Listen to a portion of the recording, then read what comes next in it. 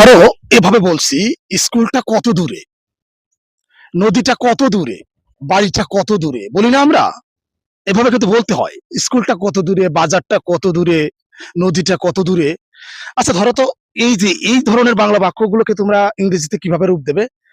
ছোট্ট একটা স্ট্রাকচার যদি মনে রাখো, তাহলে এই ধরনের হাজার হাজার বাংলা বাক্যগুলোকে তোমরা ইংরেজিতে রূপ দিতে পারবে। তার মানে স্পোকেন ইংলিশে তোমরা নিজেদেরকে ইমপ্রুভ করতে পারবে। আচ্ছা চলো উদাহরণ দেখাই আমি।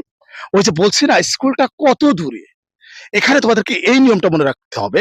How far is the plus how far is the plus object, how far is the plus object, just এই স্ট্রাকচারটা একটু মনে রাখতে হবে। আচ্ছা চলো আমরা প্র্যাকটিস করি। ওই যে বললাম না, স্কুলটা কত দূরে, how far is the school, how far is the school. বাড়িটা কত দূরে, how far is the house, how far is the house. নদীটা কত দূরে, how far is the river, how far is the river. Students দেখো, তোমাদেরকে এটা মনে রাখতে হবে, how far is the plus object, how far is the plus object. ওই যে বললাম, নদীটা কত দূরে, how far is the river. বাড়িটা কত দূরে, how far is the house. নদীটা কত দূরে, how far is the river, তাই না?